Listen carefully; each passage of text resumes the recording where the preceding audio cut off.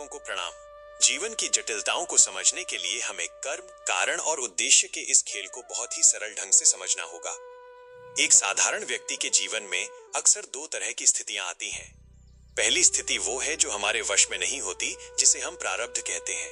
उदाहरण के लिए, यदि अचानक सड़क पर चलते हुए कोई व्यक्ति आपसे टकरा जाए और विवाद हो जाए, तो इस घटना के पीछे कोई कारण है जो आपके पुराने कर्मों से जुड़ा है।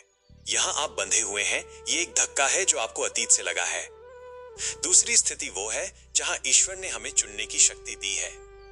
जैसे उस विवाद के बाद आप उसे क्षमा करते हैं या उससे लड़ते हैं, ये आपका निर्णय है। यहाँ उद्देश्य काम करता है। कारण हमें पीछे खींचता है और विवश करता है, जबकि उद्देश्य हमें भविष्य की ओर ले जाता है और आजाद करता है। सरल शब्दों में कहें तो जो अनचाहा हमारे साथ हो रहा है वो कारण अतीत है, और जो हम सोच समझकर चुन रहे हैं वो उद्देश्य भविष्य है। इसी तरह हमारे काम करने के तरीके यानी प्रक्रिया से कहीं ज्यादा कीमती हमारी नीयत या उद्देश्य होता है। इसे इस तरह समझें कि यदि कोई माँ अपने बच्चे को सुधारने के लिए उसे डांटती है या थप्पड़ मारती है, तो ऊपर से देखने में यह प्रक्रिया गलत लग सकती है, लेकिन चूंकि माँ का उद्देश्य बच्चे का भला करना है, इसलिए वो कर्म गलत नहीं कहलाता।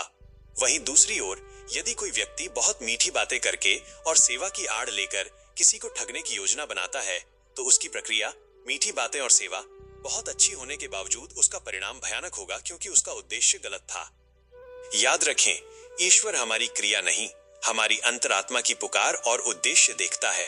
यदि नियत साफ और ऊंची है तो रास्ते की ऊंच नीच मायने नहीं रखती, लेकिन यदि नियत ही खोटी है तो सही रास्ते पर चलकर भी इंसान खाई में ही गिरता है। साधकों के लिए आत्म मंथन हेतु कुछ प्रश्न। क्या आप अपने जीवन में होने वाली अनचाही घटनाओं को केवल दुर्भाग्य मानते हैं, या उन्हें प्रारब्ध का एक पुराना हिसाब समझकर शांत रह पाते हैं? दिन भर में आप जो भी निर्णय लेते हैं, क्या उनके पीछे कोई बड़ा और नेक उद्देश्य होता है, या आप बस परिस्थितियों के बहाव में बहते रहते हैं? क्या आप अपनी नियत की शुद्धि पर उतना ही ध्यान देते हैं जितना आप अपने काम को दुनिया के सामने सही दिखाने पर देते हैं? उद्देश्य की स्पष्टता और नियत की शुद्धता ही आपके जीवन का असली धन बने।